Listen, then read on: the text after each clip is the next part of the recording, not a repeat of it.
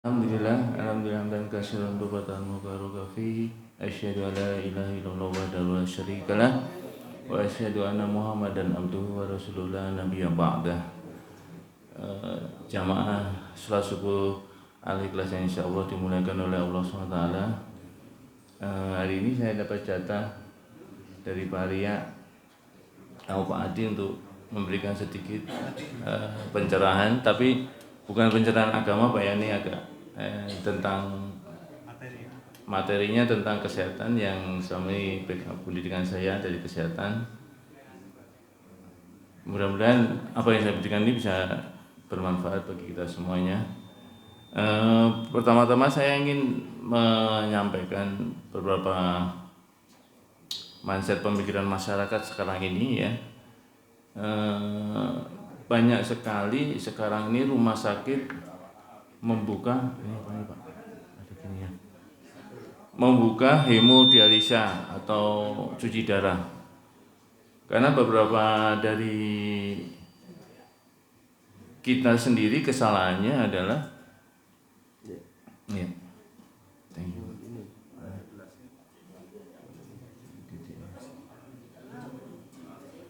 Jadi banyak mindset yang salah Pak, yang selama kita pikir.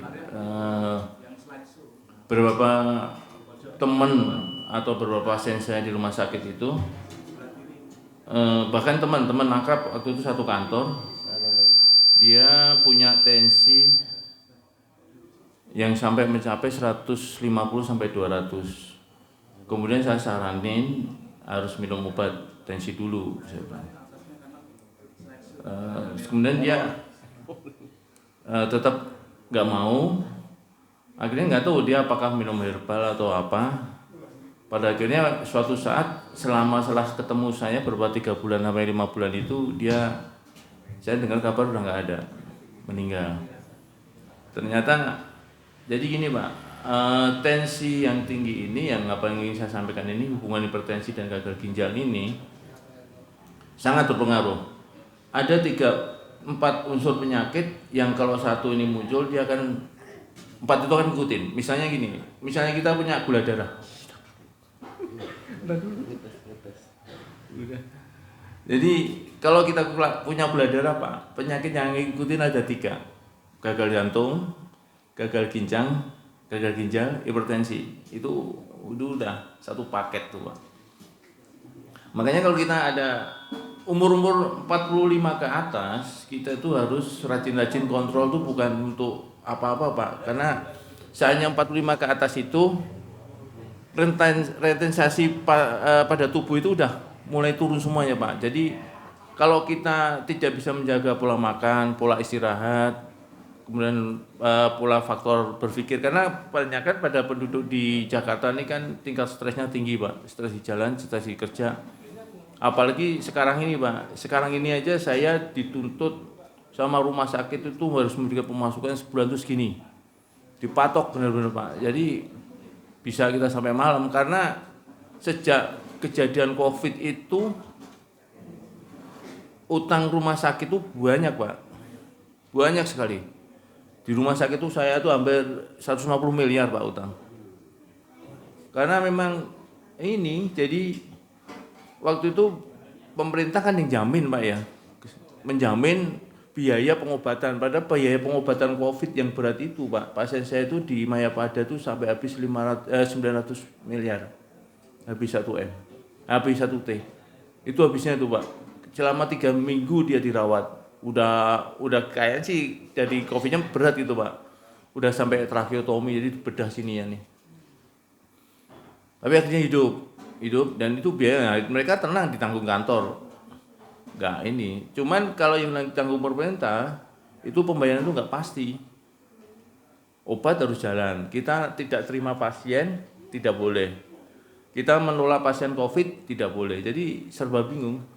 Nah, faktor stres yang tinggi ini yang menyebabkan kadang-kadang tensi kita enggak terkontrol. Makanya terakhir tuh sekitar 2 tahun yang lalu lah, saya coba, kok kepala agak pusing, saya bilang. Saya coba tensi, ternyata naik memang 160/100. Saya bilang, wah gawat. Langsung saya ke internis. Saat ke internis ya pakai yang ringan aja Mas Agung, ya udah pakai yang ringan udah. Memang karakter obat-obat ini banyak ini Pak, banyak efek samping memang iya. Cuman ada juga obat tensi yang memang bisa menjaga ginjal. Jadi tidak semua obat punya karakter merusak.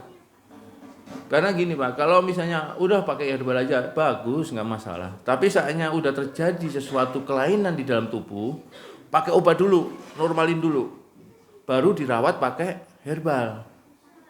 Karena herbal tuh prosesnya nggak kayak obat Pak. Kalau obat tuh gini, obat itu bisa cepat gitu Pak. Misalnya hari ini ada gejala, 2-3 hari kalau pakai obat itu bisa normal. Tapi kalau pakai herbal bisa panjang, bisa bulanan. Nah, dalam proses bulanan ini yang menyebabkan banyak penyakit yang ikut akan menyertai. Karena waktu saya di Klaten itu, waktu nganterin bapak sakit di rumah sakit Islam itu Pak, waktu itu bapak sempat, saya juga nggak tahu ya, karena saya minta filenya tuh, filenya hilang Pak. Bapak tuh ke rumah sakit itu hanya kontrol karena hipertensi, kontrol bulanan rutin. Nggak tahu di mana di UGD dikasih suntikan apa, tahu bapak langsung nggak sadar, masuk ICU. Saya coba telusurin untuk minta ini, udah nggak ada filenya. Karena setiap apa obat yang masuk di dalam itu harus tertulis. Itu nggak ada, akhirnya ya udahlah masuk ICU. Nah waktu itu bapak katanya kena gagal ginjal. Saya kaget juga, ya udah cuci darah. Pas waktu cuci darah tuh banyak anak-anak SMP SMA Pak. Saya kaget tuh. Lah, kenapa ini kok banyak anak SMP SMA di situ cuci darah gitu Pak? Udah pakai Simon semua Pak di sini. Terus saya tanya beberapa, udah lama kena cuci darah? Udah Pak, udah 3 tahun. Kalau anak SMP kena cuci, karena gini Pak, sebetulnya tuh hemodialisa itu tidak, ya hanya mengundur aja Pak. Karena kalau tidak dicuci darah, badan tuh bengkak semua Pak. Dari muka sampai kaki tuh bengkak.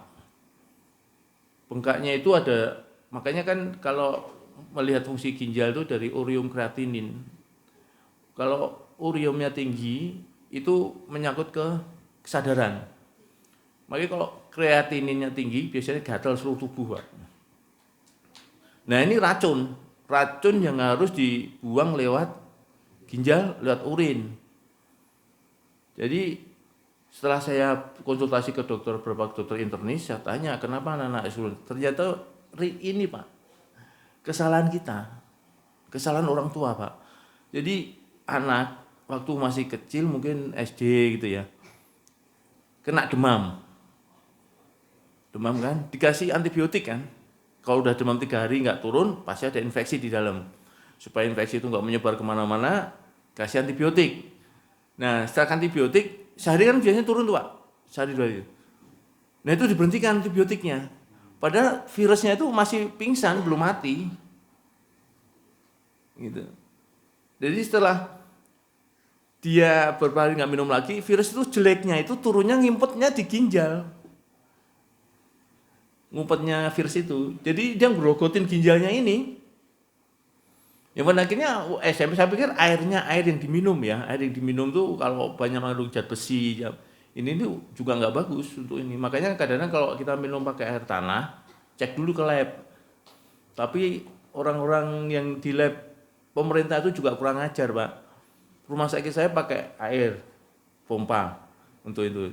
Dicekin Pak, tidak layak minum. Ambil lagi, tidak layak minum, ambil lagi sekali lagi kan, tidak layak minum. Kemudian kita coba aqua, dikasihin juga tidak layak minum. Jadi lucu Pak, setelah ditempel duit baru layak minum. Ujung-ujungnya itu. Jadi iya, makanya kita lebih hati-hati Pak. Makanya saya kalau mohon maaf kalau beli kayak cincau apa yang mengandung banyak air itu saya lihat dari ininya dulu Pak. Orangnya dulu. Wah, kebersihan enggak. Yang saya ketakutan cuma airnya, Pak. Kadar air ini yang bahaya. Kalau air kita berdekat dengan septic tank, jaraknya kurang dari 20 meter, itu yang bahaya. Kita minumnya kan bukan hari ini aja. Kehidupan kan bertahun-tahun. Nah, ini akan merembes, Pak. Amonia itu. Nah, akhirnya ya cuci darah sih, karena tuh Pak Irfan mungkin tahu ya, masa Islam tuh banyak Pak anak SMP SMA. Nah, makanya ini hanya pembelajaran biar kita tahu bahwa virus itu nggak bisa ini. Kayak COVID kemarin banyak yang meninggal ternyata setelah diamatin kita terlalu proteksi. Jadi tubuh tuh dirangsang hiperaktif antibodi. Padahal sebenarnya nggak perlu. Makanya kalau ada orang pilek sedikit di PCR pasti positif. Pasti positif. Makanya terlalu dihiperaktif kasih obat. Makanya waktu saya ketemu beberapa dokter juga dibilang ibunya ini ya mas kena COVID, ya udah nggak ada 4 hari doang pak berjalan. Ternyata obat-obatannya itu terlalu banyak jadi dirangsang. Sebenarnya kalau COVID itu kalau batuk ya, istri saya kan kena waktu itu. Saya malah nggak mau vaksin kan, saya dikejar-kejar karena vaksin itu nggak bermanfaat. COVID itu bohong-bohongan pak, jualan pemerintah. Saya nggak mau waktu itu, saya terus terang aja. Karena berbahaya juga pak. Saya nggak mau dikejar-kejar sampai ditarik-tarik sama dokternya. Sampai saya ibu kena COVID meninggal, saya belum vaksin. Ibu kan kena Delta. Dia bilang, ayah kan belum vaksin. Udah bismillah, Allah tahu, Allah pasti melindungi niat saya. Saya obrak-obrak kamar ibu, nyolat sempat, alhamdulillah sempat nyolatin ibu, makamin ibu. Ya dites lagi negatif. Saya yakin aja kekuatan Allah. Karena bukan saya ini ya, karena begini Pak. Sekarang ini kayak sekarang ini, satpam tempat saya itu bisa 5 kali vaksin Pak. Bingung saya. Coba. Makanya waktu itu kan orang yang nggak mau vaksin, secarain KTP-nya ke dia, ke siapa. Daftarin dia vaksin, pakai nama dia. Dulu gitu Pak. Jadi banyak orang rumah sakit yang nggak mau. Banyak Pak. Memang manfaatnya sampai sekarang ini kan belum itu cuma antibodi Pak, ngelawannya antibodi, nggak ada yang lainnya, cuma antibodi doang. Ya, di sini saya mau nyoba ngungkapin hipertensi dan gagal ginjal. Makanya hipertensi di Indonesia ini kalau di mayoritaskan tuh normalnya tuh 120/80. 120/80. Nah, cuman ada yang tensinya tuh 160/90/100. Di sini yang paling penting adalah Pak, ada keluhan nggak tensi segitu? Misalnya waktu itu pernah pasien saya tensinya itu 180/100 nggak ada keluhan. Coba sekali-kali Bapak minum obat tensi. Setelah turun justru kelingan puyeng. Oh berarti dia normalnya segitu. Jadi 120/80 itu mayoritas ini Pak. Mayoritas masyarakat manusia itu normalnya itu. Nah, biasanya beberapa kalau yang dimaksud dengan hipertensi itu kondisi tekanan darah berada di angka 130 atau 80 mg atau lebih. Biasanya kalau pada usia-usia udah menjelang 60 ke atas 70 itu 130 itu normal, Pak. 130 140 itu normal. Jadi bisa tergantung dari umur. Tapi kalau usia muda, misalnya kayak saya gini masih muda gini ya. Nah itu tinggi Pak, 130-nya. Tapi kalau angka di bawahnya ini Pak yang 80 itu bisa mencapai 90 atau 100, itu obatnya gampang. Minum air putih, istirahat, tidur, itu pasti turun. Itu pasti turun, itu dari faktor kecapean nih Pak kalau yang 80 itu. Kadang-kadang kan kita tuh kurang ini Pak, kurang bisa memanjakan body. Ya kan, kalau tuntutan kerja kan kita dituntut kerja sampai malam tuh Pak. Beberapa pasien saya yang stroke usia di bawah 35, itu rata-rata mereka pekerja berat, perokok, dan ngopi. Jadi itu gandengannya Pak, rokok, kopi, sama laptop dia kerja sampai pagi, sampai malam. Nah itu yang pasien-pasien yang sering dikeluhkan. Karena gini Pak, kalau sampai kerusakannya itu berat Pak, itu dia orang kalau udah kena stroke, untuk kerja lagi udah susah. Karena kalau dibilang sembuh 100% impossible. Semua nggak bisa. Paling tinggi, paling bagus itu 80% kesembuhan stroke. Itu biasanya kalau tidak ada gangguan di intelijensi. Kalau ada gangguan di intelijensi itu lebih berbahaya lagi Pak. Beberapa pasien saya bisa dicerai karena itu. Anaknya masih kecil-kecil Pak, cuman dia ngomongnya ngaco. Jadi pasien udah saya kasih masukan, saya kasih ini bahwa ini di luar kontrol dia. Ini karakter dari stroke-nya, jadi nggak bisa ibu rem, nggak bisa ibu hentikan. Ini karakter dari dalam kerusakannya otak ini. Makanya yang di dalam tuh paling bahaya itu Pak. Makanya kenapa hipertensi ini sangat berbahaya, karena ya saya juga sendiri berdoa ya jangan sampai kena itu, karena saya tahu benar efek dari stroke itu panjang gitu Pak. Nah, gagal jantung tuh biasanya karena ada penyumbatan Pak, kerusakan karena tekanan darahnya tinggi. Kalau gagal ginjal juga karena suplai. Rata-rata tuh suplai. Jadi kuncinya penyakit itu sebenarnya ada di pembuluh darah Pak. Suplainya penyakit. Setiap pembuluh darah kita bagus, penyakit itu aman Pak, nggak akan datang. Tapi saatnya pembuluh darah ini kita nggak bagus, itu penyakit mendeketin semua. Yang pertama, misalnya pernah nggak bapak-bapak pernah cek kekentalan darah? Nah, itu sangat penting Pak. Karena saatnya darah semakin kental, jalannya semakin lambat, dan pembuluh darah arteri itu tidak mulus, tapi ada bergerigi-bergerigi. Nah, disitulah tempat ngumpul-ngumpul kotorannya nanti. Jadi akhirnya menjadi penyumbatan. Jadi kalau orang kurang minum, darah pasti kental. Orang kurang gerak, darah pasti kental. Nah, kekentalan darah ini tergantung. Saya waktu sebelum kena koroner itu, saya cek dalam 3 bulan tuh naik terus Pak kekentalan darahnya. Sampai titik maksimal, 2 kali lipat. Wah, udah tinggi banget. Akhirnya saya EKG, bener. Hasil EKG berantakan. Langsung tes enzim jantung tuh normalnya 27, saya 175. Akhirnya ya udah, ini koroner Gong, ya udah Dok, di ring aja lah. Karena kalau saya lihat di kateterisasinya itu, di filmnya itu, jantung saya itu pembuluh darahnya di arterinya menuju jantung itu udah nyempit gini Pak.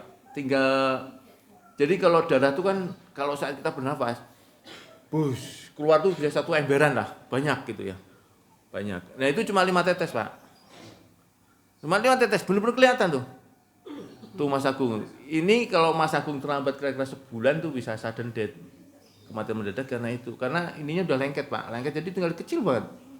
Karena udah kesumbat Pak. Nah saatnya udah kesumbat ini, jantung kan kerja keras akhirnya. Makanya menimbulkan nyeri pada dada kiri. Nah dada kiri ini, nyeri jantung sama nyeri dada kiri karena masuk angin itu bedanya gini Pak. Kalau nyeri jantung, ini tembus sampai sini Pak, belikat.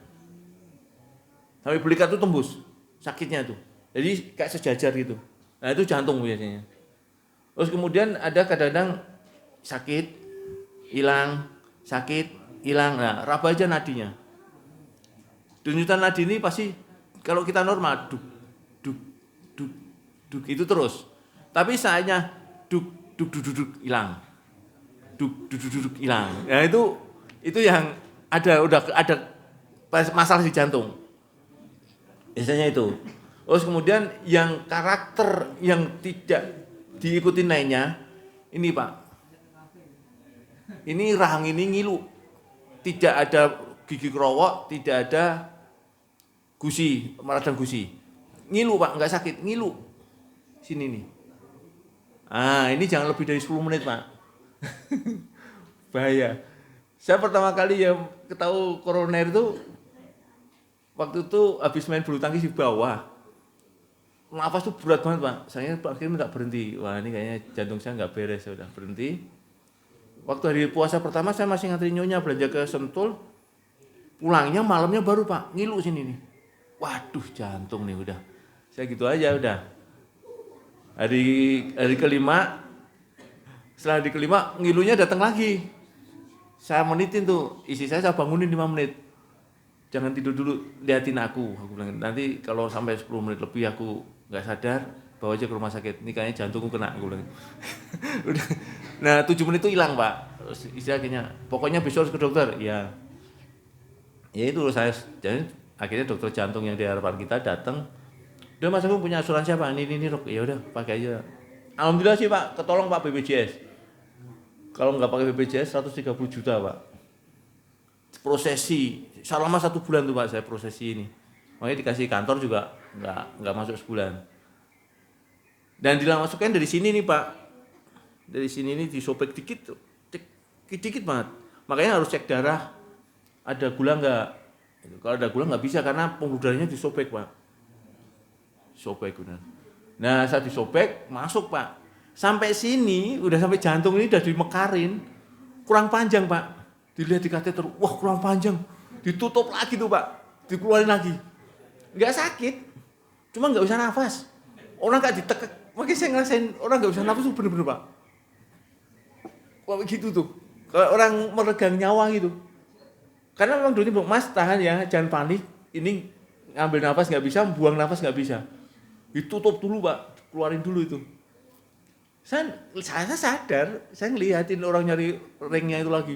Wah ini dok masih ada satu yang panjang. Ya, udah alhamdulillah. Allah masih sayang. Masih banyak tobat ya bilang.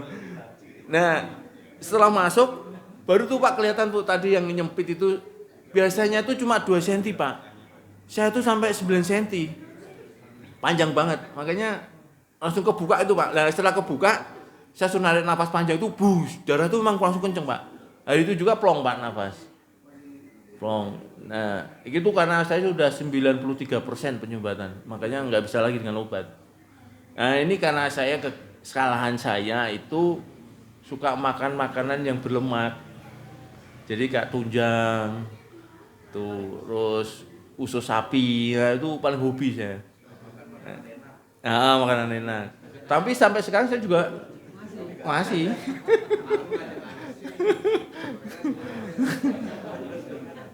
Nah, hipertensi salah satu penyebab terjadinya gagal ginjal kronis. Sering berjalannya waktu, tekanan darah tinggi dapat merusak pembuluh darah hingga ke seluruh tubuh, termasuk pembuluh darah ke ginjal. Ginjal merasa menebal dan kaku-kaku tuh jadi gini Pak, pembuluh darah kok kaku tuh aterosklerosis itu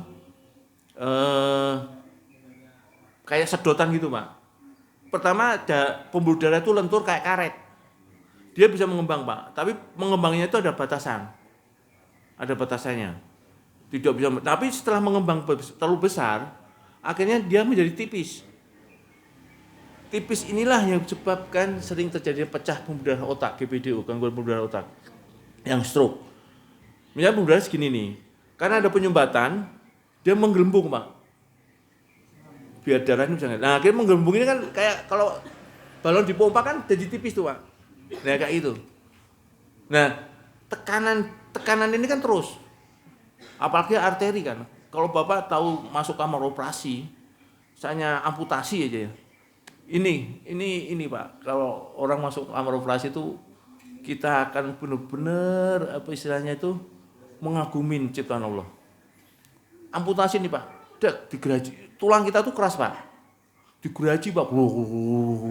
Beneran itu. Digeraji.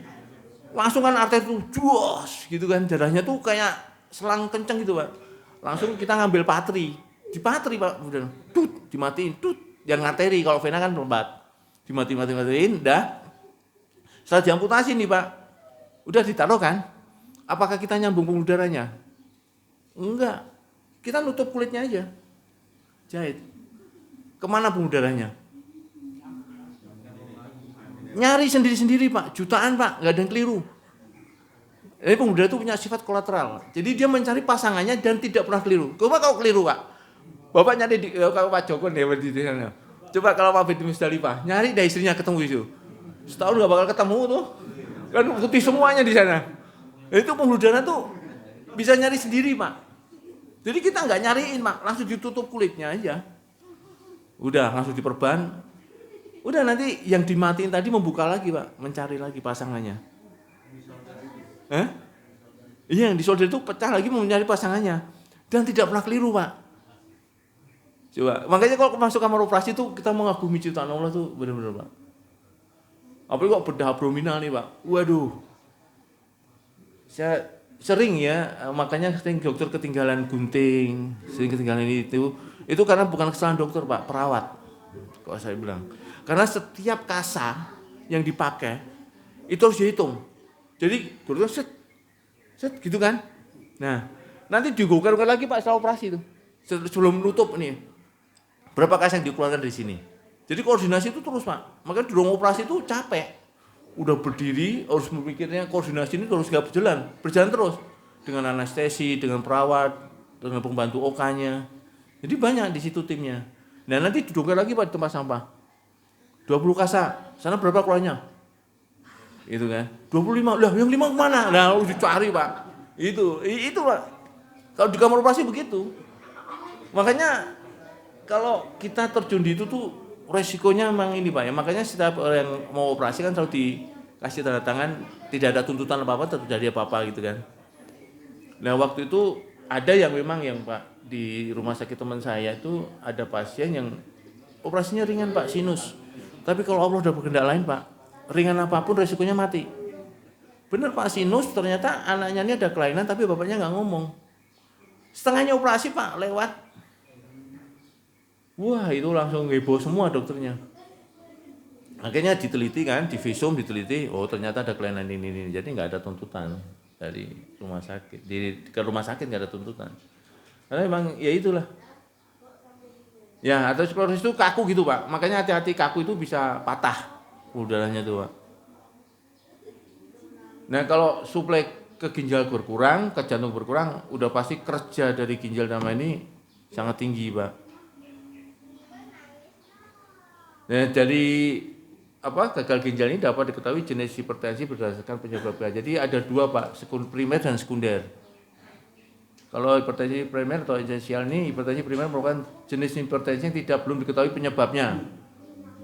Kurang lebih 90% dari seluruh kejadian hipertensi. Hipertensi primer ini memiliki pengaruh beberapa perubahan pada jantung dan pembuluh darah. Kemungkinan bersama-sama menyebabkan meningkatnya tekanan darah. Jadi sampai detik ini hipertensi itu ada yang tidak diketahui penyebabnya. Makanya kayak orang bilang kalau wah Pak, tahu-tahu kaki saya ini kok gini-gini, setelah dicek semuanya di MRI tes segala seluruhnya nggak ada masalah, berarti itu namanya neuropati Pak. Jadi sakit di sarafnya tapi tidak tahu penyebabnya. Itu yang susah Pak. Yang kedua hipertensi sekunder dapat jadi akibat faktor seperti penyakit gagal ginjal, sleep apnea. Sleep apnea ini Bapak tahu nggak? Sleep apnea itu gini Pak. Bapak pernah nggak tidur suruh ngerekam istri? Selama 24 jam tuh tidur malam tuh direkam Pak istri. Yang ngorok-ngorok ya, ini sleep apnea berhubungan dengan ngorok. Jadi kalau ngoroknya itu normal, senggar sampai pagi aman. Itu hanya ketekuannya Pak, darahnya sini ketekan. Nah, cuman kalau senggar pertengahan dari itu dia suka kayak kehilangan oksigen, kekurangan oksigen. Nah, itu yang bahaya. Berarti oksigen dalam darah kurang. Jadi penjepitannya terlalu keras. Nah, ini yang bisa menyebabkan stroke. Makanya saatnya saya ada pasien nih orang PU, sore itu main tenis Pak. Dah, kami keluarga nggak ada keluhan apa-apa, kesemutan nggak ada. Tahu-tahu paginya udah stroke, kena hemorrhoid, pendarahan. Itu harus segera operasi. Kalau kurang dari 24 jam biasanya wassalam. Akhirnya dioperasi, coba. Saya udah bilang, kalau operasi pasti cacat permanennya berat. Nggak bisa lagi, saya bilang ini.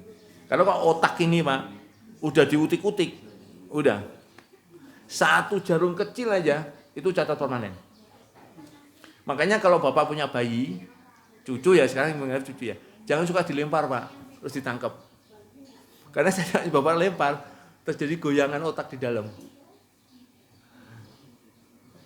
Itu yang nggak boleh.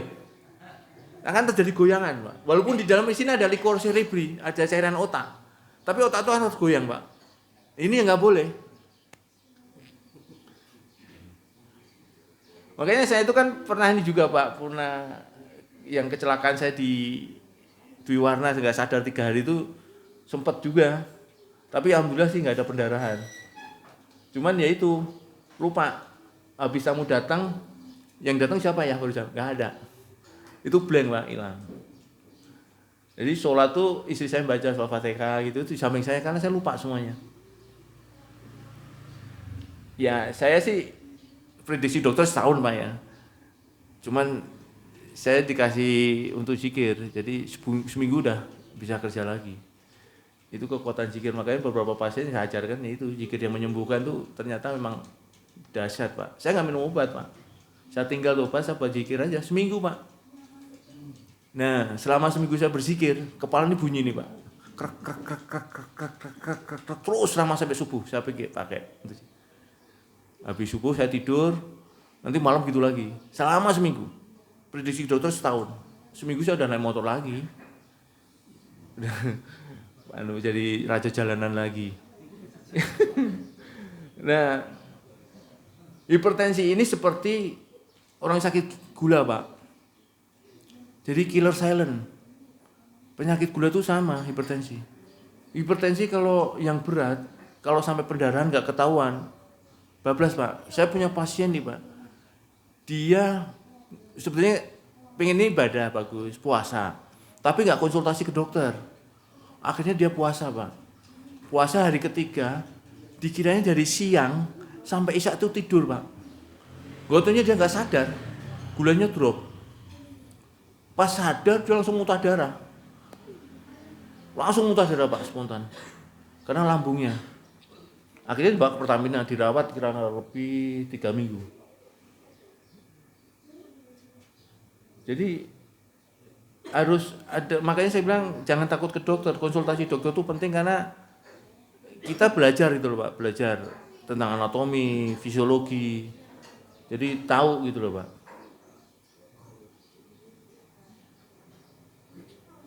Nah, hipertensi yang bahaya itu kalau nggak ada gejala, Pak. Kalau ada gejala mending, Pak. Kalau nggak ada gejala yang bahaya. Kalau nggak ada gejala itu gini, Pak. Kalau misalnya waktu itu saya pernah pusing dikit, tensi ternyata tinggi. Nah itu ada gejala. Kalau nggak ada gejala, kita nggak tahu, Pak. Mau tensi berapa, nggak ada gejala apa-apa. Itu yang bahaya. Hipertensi dapat menjadi pola hidup sehat, seperti mengonsumsi makanan sehat, menghentikan merokok, mengurangi konsumsi minuman kafein. Kalau kafein ini sebetulnya kalau Bapak senang kopi, jangan suka minum kopi Indo Cafe. Kopinya kopi hitam yang pahit, 1 sloki aja, Pak. Sehari 1 sloki aja. Itu memperbaiki kerja jantung sama tensi. Dia bisa ini tensi. Tapi kopi hitam ya. Yang ya makan dulu. Makan dulu aja, Tat. Jadi sedikit aja 1 sloki gini. Nah, itu bisa ini, Pak. Cuman yang kalau Indo Coffee itu bukan kopi, Pak. Iya, itu krim. Itu yang bikin penyakit, Pak. Untuk mencegah tekanan darah tinggi, lakukan olahraga secara rutin, ya terutama jalan ya, kelola stres, cukup tidur, makanan sehat, periksa tekanan darah secara berkala ke dokter. Terjadi faktor yang dapat meningkatkan risiko hipertensi. Nah, ginjal merupakan satu organ tubuh. Ini Pak, ini terletak pada bagian tengah punggung, pada sisi tulang belakang dan tulang rusuk bagian belakang. Nah, caranya ngecek ginjal tanpa tes, tanpa ke dokter, Bapak bisa tidur tengkurap. Tidur tengkurap, di sini ini ada tulang yang agak gede gini, Pak. Agak gede gitu, naik kira-kira 4 jari.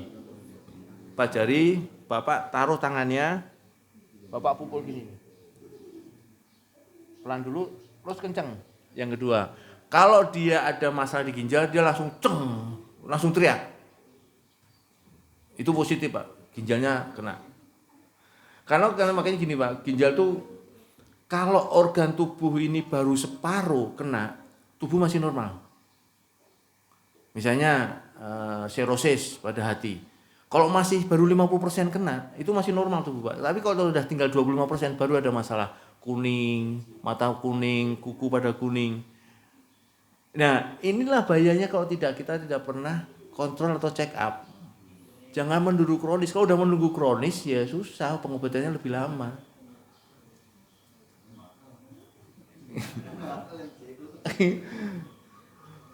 Ya kalau ngecek ginjal itu aja, Pak. Ketuk aja di belakangnya. Kalau dia nyeri, langsung teriak, itu positif.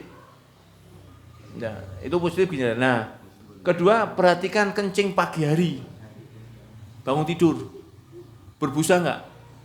Kalau kencing kita berbusa kan? Tapi saatnya kencing berhenti, busa itu hilang, normal. Tapi kalau kencing itu kita berhenti, masih berbusa, protein bocor. Protein enggak tercerna di ginjal. Itu kalau dibiarin, Pak, lama-lama dibiarin, otot-otot kita yang kekurangan protein. Itu. Terus lambung juga akan kekurangan protein untuk proses metabolisme. Kalau kekurangan protein, otot akan jadi lemah, lembek. Ini Pak. Nah, di dalam ginjal itu banyak saringan yang memang untuk nyaring yang sekitar 1 juta nefron. Padahal cuma segini Pak ya. Segini doang nih Pak, ginjal itu nggak gede. Tapi saringannya di dalam darahnya itu sangat kecil-kecil, banyak. Yang inilah yang bikin sering merusak kalau kita sering konsumsi lemak-lemak, sering kita konsumsi soda, alkohol, itu yang merusak Pak. Ya kalau di sini kan alkohol nggak mungkin. Soda ini Pak yang seringan. Soda gembira kalau minum ketawa mulu.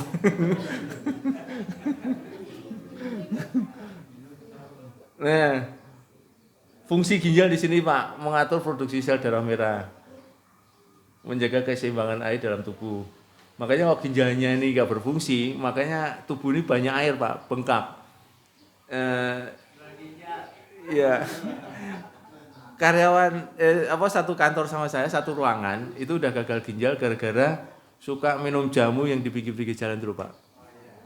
Itu jangan Pak, itu kok keseringan mengeringkan organ dalam. Kalau jamu gendong sih yang kayak kunyit asam ini baru ya, tapi juga terlalu sering, jangan terlalu sering. Itu loh Pak. Nah itu kalau yang jamu-jamu pinggir jalan itu kan belum tentu sebulan laku Pak, pengawetnya kan. Nah dia saya tanya, kamu sering konsumsi? Iya Mas aku seminggu 2 kali. Enak sih habis minum itu gitu. Umur masih muda Pak, meninggal 45 karena gagal ginjal. Dicek gula darahnya itu Pak di lab saya kan namanya gede itu, nggak kebaca Pak, berarti udah di atas 2000 gula darahnya itu Pak.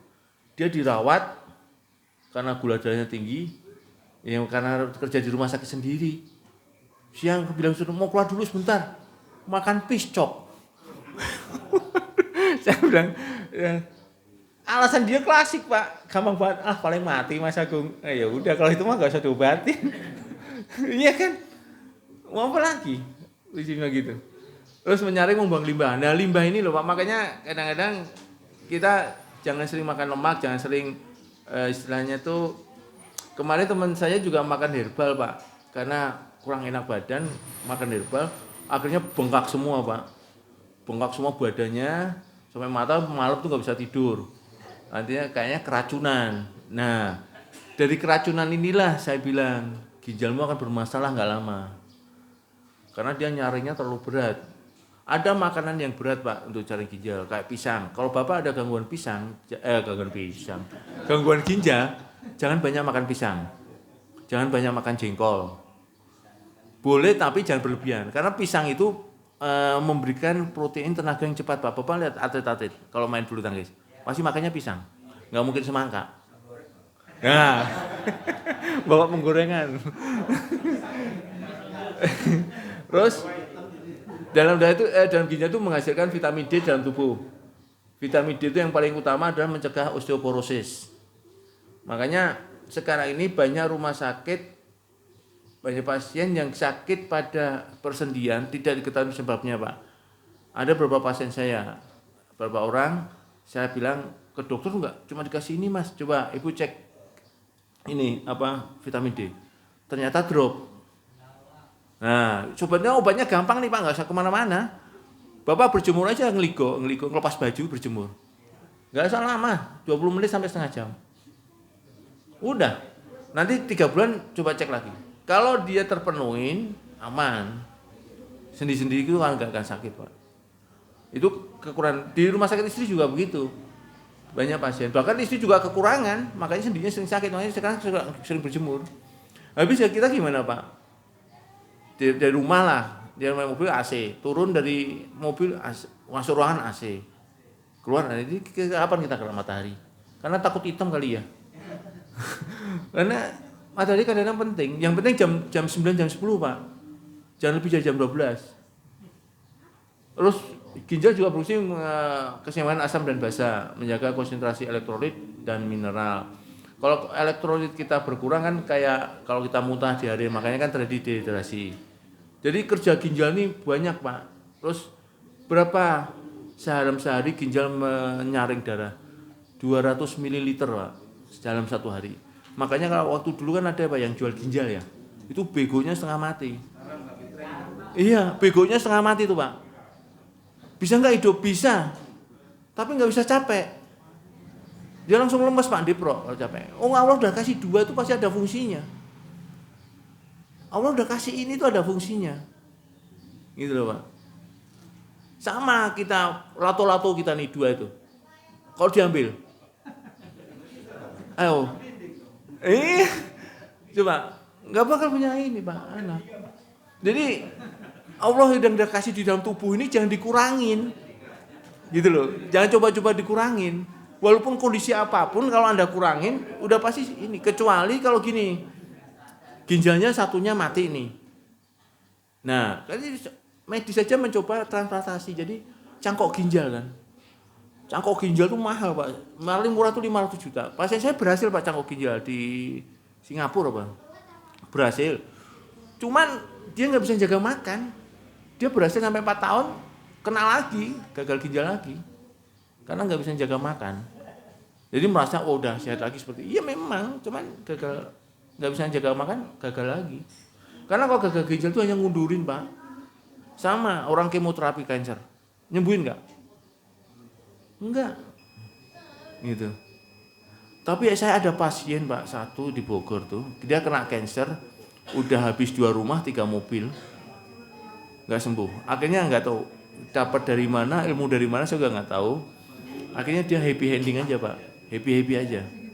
Wah semuanya dibikin happy, nggak dimasalahin, mau apa nggak dimasalahin, happy aja. Sembuh Pak, sampai sekarang masih hidup. Sembuh, sampai sekarang masih hidup. Kalau orang kena kanker tuh gini Pak, bapak saya kan kena kanker hati. Check up 2 bulan, sampai nginep, jenazah check up, nggak ada bibit kanker di situ Pak. Semuanya normal. Tapi 2 bulan setelah itu, saya juga kaget. Langsung stadium 4. Gimana ketemunya? Saya bilang ya ini Mak mungkin ujian dari Allah. Saya bilang itu udah nggak, manusia nggak nyampe lagi otaknya. 2 bulan Pak habis jenazah check up, itu nggak ketemu. 4 bulan, 3 bulan dari itu langsung ini stadium 4. Udah akhirnya saya ketemu dokternya. Bapak udah nggak bisa kemo, udah 80 lebih kan. Wah ini Mas ini dok ini kayaknya udah nggak bisa diapa-apain ya. Iya paling kita hanya meredakan nyeri. Jadi kanker itu kalau lagi kambuh Pak, badannya kayak dibakar. Makanya orang pengen tempelin es di AC yang dingin tuh karena kayak kebakar.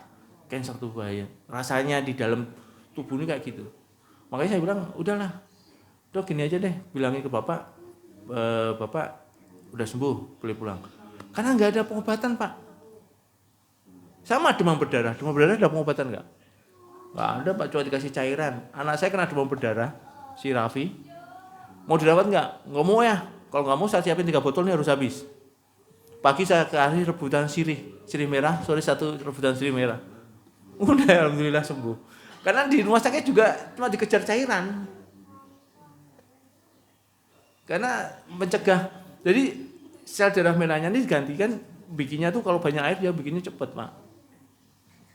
Terus makan yang bergizi aman, enggak ini. Jadi kembali lagi antara hipertensi sama ginjal, fungsi ginjal, gagal ginjal itu sangat erat sekali Pak. Karena ginjal ini juga yang mengatur tensi. Makanya kita harus merubah mindset. Kalau misalnya memang tensi kita tinggi ya pakai obat. Kemudian setelah pakai obat ya kontrol dengan herbal bisa. Cuman kalau saya sih ya lebih baik tetap umur 45 ke atas itu sering cek minimal 1 tahun sekali itu cek darah lengkap aja Pak. Itu untuk mengetahui apakah di dalam organ ini masih utuh apa enggak, masih bagus apa enggak kerjanya. Terus kalau misalnya ini ya jaga tensinya tuh bener-bener ini Pak, jadi faktor stres banyak ini. Cuman kalau minum obat tensi itu begini Pak, wah tensi saya tinggi, saya minum 2 kali tensi udah normal lagi, udah nggak minum, jangan. Nanti ini Pak, nanti jadi imun di dalam tubuh, obatnya nggak reaksi lagi. Karena memang karakternya ada Pak, kalau kita minum katopril itu suka jangka panjang. Kalau mau dipin, kalau udah sering bengkak kaki, nggak apa-apa, ganti obatnya.